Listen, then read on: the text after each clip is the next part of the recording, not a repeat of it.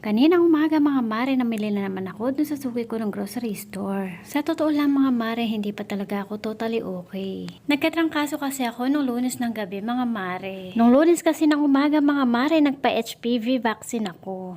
Third and last dose ko na yon mga mare. Sa pagturok pa lang sa akin ng karayom mga mare, nung nag-injection sa akin ay sobrang sakit na. Pagkaturok pa lang sa akin mga mare, ramdam ko na para akong lalagnatin. Hindi nga ako nagkamali mga mare dahil pagdating ng hapon habang ako nagdi-display ng mga pinamili ko kay Ultra Mega, sumama na bigla ang aking pakiramdam. Kaya pagdating ng gabi mga mare, hindi ko na kinaya. Repisco cracker nga pala mga mare, naka 10+1. Karagdagang kita ulit mga mare.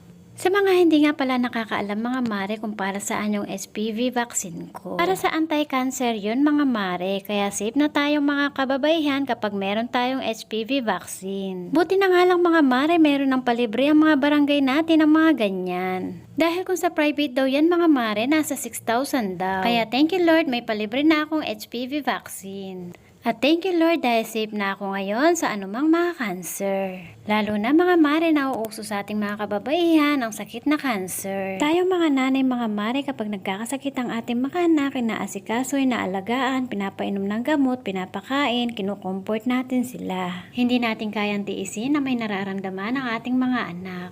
Pero kapag tayong nagkasakit mga mare, hindi lahat ng ating mga anak ay kaya tayong alagaan. Hindi nila kayang gawin ang mga ginagawa natin lahat sa kanila.